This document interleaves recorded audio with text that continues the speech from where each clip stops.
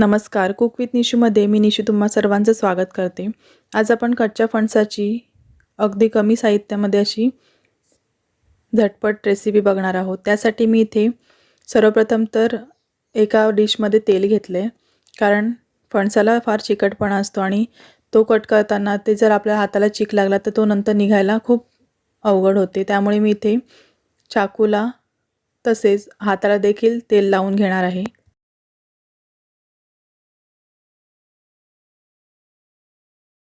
अशा प्रकारे हा फणस आपण मध्यभागी चिरून घेऊया. थोडीशी धारवाली चाकूच तुम्ही इथे वापरा, कारण हे कट करायला थोडं हार्ड जातं. तुम्ही इथे बघू शकता, इथे भरपूर चीक फणसातनं निघालाय. आता इथे मी जो देठाकडचा भाग थोडासा आहे तो कट करून अशा प्रकारे हा चीक आहे तो पुसून घेते. आता तो पुसून झालाय. दोन्ही साईडच्या फणसांचा तो चीक आहे तो मी पुसून घेतलाय. आता आपण या फणसांचे काप करून घेऊया. तुम्ही डायरेक्टली असाच हा फणस सोलू शकता, परंतु हा जर का सोलायला गेलं तर आणखीन आपले हात चिकट होऊ शकतात. त्यामुळे मी अशा प्रकारे आधी हे गोल कट करून घेते. आपल्याला हे पीसेसमध्ये कट करून घ्यायचे आहेत. आपण ज्या कोणत्याही भांड्यामध्ये फणस कापणार आहोत त्या भांड्याला देखील आतून तेल लावून घ्या, जेणेकरून त्याचा चीक देखील लगेच निघेल. आता अशा प्रकारे आपल्याला तुकडे करून घ्यायचे आहेत. आता बाकीचा फणस देखील मी अशाच प्रकारे कट करून घेते. ते तुम्ही बघू शकता सर्व इथे मी पीसेसमध्ये कट करून घेतले. आता आपण हे शिजवून घेऊया. त्यासाठी इथे मी एक कुकर घेतला आहे. कुकरमध्ये आपल्याला सर्व फणसाचे पीसेस घालून घ्यायचे आहेत. आता इथे मी साधारणतः अर्धा तांब्या इतकं पाणी घालते. आता हे झाकण लावून आपण ह्याच्या 2 शिट्या काढून घेऊया.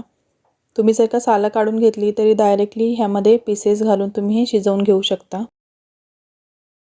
परंतु जास्त हात चिकट होऊ नये त्यासाठी मी अशा प्रकारे हे डायरेक्टली सालासकटच वाफवून घेतलं. अगदी 2 शिट्यांमध्ये तुम्ही इथे बघू शकता व्यवस्थित असा फणस शिजलेला आहे. आता हे गरम आहे. तुम्ही थोडंसं थंड झाल्यानंतर हे कट करून घेऊ शकता, परंतु इथे तुम्हाला मी एक कट करून दाखवते कशा प्रकारे आपल्याला हे पूर्ण फणस साफ करून घ्यायचे आहेत. अशा प्रकारे इथे जे साल आहे ते आपल्याला असं ह्यापासून वेगळं करून घ्यायचं आहे. अगदी सहजतेने हे साफ होतं. जर का तुम्ही कच्चा फणस अशा प्रकारे कापायला गेले तर तो खूप आपला हात आहे तो चिकट होतो आणि थोडं अवघड जातं. इथे तुम्ही बघू शकता अगदी सहजतेने हे आपलं फणस आहे तो कट होतोय. आता आपण जसं चिकन श्रेड करतो तशा पद्धतीने आपल्याला हे करून घ्यायचं आहे. अगदी इथे मोकळं हे व्यवस्थित होतं. अशाच पद्धतीने आपण बाकीचं फणस देखील कापून घेऊया. थोडंसं थंड झाल्यानंतर करा, म्हणजे हाताला चटके लागणार नाहीत. अशा पद्धतीने इथे मी हे सर्व करून घेतलं आहे. बघून तर अगदी हे चिकनसारखंच वाटते आणि चवीला पण चिकनला मागे टाकेल अशा पद्धतीचं हे बनतं. चला तर मग आपण रेसिपीला सुरुवात करूया. या ठिकाणी मी 2 मध्यम आकाराचे कांदे बारीक चिरून घेतल्या, तसेच 2 टोमॅटो बारीक चिरून घेतल्यात, थोडीशी कोथिंबीर बारीक चिरून घेतली आणि कढीपत्ता इथे घेतलेला आहे. सर्वप्रथम तर इथे कढई गरम करून घेतली. त्यामध्ये मी 2 पळी इतकं तेल घालून घेते. तेल चांगलं गरम झालं की मग नंतर आपण त्यामध्ये जिरं, मोहरी, हिंग, दालचिनीचे छोटे 2 तुकडे, 2-3 काळी मिरी, 2-3 लवंग, तसेच एक तमालपत्र ह्यामध्ये घालून घेते. तसेच 8 ते 10 लसूण पाकळ्या आणि थोडासा आल्याचा तुकडा मी इथे खलबत्त्यावर कुटून घेतला आहे. कुटूनच घ्यायचा आहे, जेणेकरून त्याचा फ्लेवर आहे तो खूप छान येतो. आणि 8 ते 10 कढीपत्त्याची पानं, हे सर्व आपल्याला परतून घ्यायचं आहे. अगदी 15 ते 20 सेकंदासाठी आपल्याला हे तेलावर छान परतून घ्यायचं आहे. आता लगेचच आपण त्यामध्ये बारीक चिरून घेतलेला कांदा घालूया. आता फणसाची भाजी बनवण्याची प्रत्येकाची वेगवेगळी पद्धत असते. इथे तुम्ही आपण जसं चिकन आणि मटणसाठी वाटण वापरतो कांदा खोबऱ्याचं, तसं देखील तुम्ही इथे वापरू शकता. परंतु इथे मी अगदी साधी आणि सोप्या पद्धतीने तुम्हाला भाजी दाखवण्याचा प्रयत्न केला आहे. आता कांदा देखील आपण 1 ते 2 मिनिटासाठी छान खमंग परतून घ्यायचा आहे. कांदा परतत असतानाच आपल्याला त्यामध्ये मीठ घालायचं आहे, जेणेकरून कांदा लवकर शिजतो. आता आपण ह्यामध्ये मसाले घालून घेऊया. इथे मी घरगुती मसाला आपण जो वापरातला जो आपला मसाला असतो तो छोट्या 2 चमच्या घालून घेतला आहे. तसंच हळद 1 चमची, काश्मीरी लाल मिरची पावडर 2 चमची. ही छोटी चमची त्यामुळे मी 2 चमची घेतले. तुम्ही जर का थोडी मोठी चमची वापरणार असाल तर 1 चमची घेतली तरी चालेल. आता हे आपण परतून घेऊया. ह्या ठिकाणी जर का तुमच्याकडे धणे जिरे पूड असेल तर ती देखील तुम्ही ह्यामध्ये घालू शकता. जितके आपण मसाले आणखीन वाढवतो तितकेच त्या भाजीला फ्लेवर्स छान येतात. परंतु इथे मी अगदी कमी साहित्यामध्ये तुम्हाला दाखवते, त्यामुळे मी इथे आपले जे बेसिक घरचे मसाले असतात तेच ह्यामध्ये घातलेत. आता आपण जो बारीक चिरून घेतलेला टोमॅटो होता तो देखील ह्यामध्ये घालूया, जेणेकरून हे मसाले आहेत ते तळाला लागणार नाही. टोमॅटोमध्ये पाणी असल्यामुळे ते आपल्याला व्यवस्थित त्यामध्ये मिक्स करता येतील.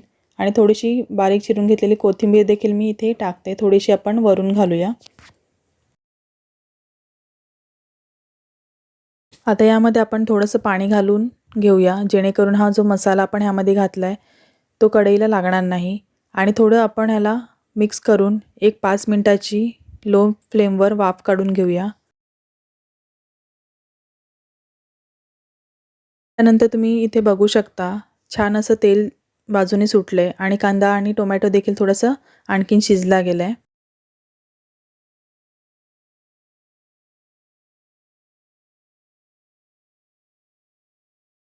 आता आपण जो शिजवून घेतलेला फणस आहे तो देखील आपण ह्यामध्ये ॲड करूया. फणस आधी शिजवून घेतल्यामुळे आपल्याला ही भाजी आहे ती 5 मिनिटात आपली तयार होणार आहे.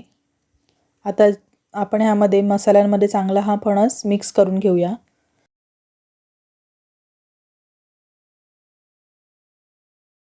आता व्यवस्थित आपण मसाले आहेत ते फणसामध्ये मिक्स करून घेतलेले आहेत. आता आपण हे झाकून ठेवूया. अगदी लो टू मीडियम फ्लेमवर आपल्याला ही भाजी 4 ते 5 मिनिटांसाठी वाफ काढून घ्यायची आहे. अगदी गरज वाटलीच तर थोडासा पाण्याचा हबका तुम्ही ह्यावर मारू शकता.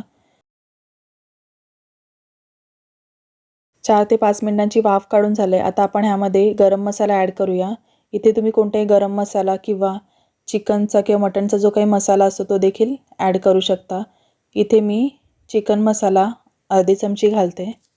तसेच बारीक चिरून घेतलेली कोथिंबीर ह्यावर मी घालून घेते. या ठिकाणी तुम्ही ओला नारळ देखील खोवून घालू शकतात. त्याने देखील भाजीला अजून चव वाढते. पण माझ्याकडे नव्हता त्यामुळे मी इथे घातला नाही आहे. तुमच्याकडे असेल तर नक्की तुम्ही इथे घाला. या ठिकाणी मी चिकन मसाला घालून घेतले, त्यामुळे मी आणखीन अर्धा ते 1 मिनिटाची वाफ काढून घेतले आणि आपली भाजी तयार आहे. अगदी झटपट आणि कमीत कमी साहित्यामध्ये होणारी अशी ही फणसाची सुकी भाजी नक्की एकदा बनवून बघा. अप्रतिम लागते. अगदी कमीत कमी साहित्यामध्ये आणि कोणत्याही प्रकारची वाटणं न करता अशा प्रकारे नक्की एकदा फणसाची भाजी बनवून बघा आणि कशी झाली हे मला कमेंट करून सांगायला विसरू नका. व्हिडिओ आवडल्यास व्हिडिओला लाईक नक्की करा आणि चॅनलला सबस्क्राईब करायला विसरू नका.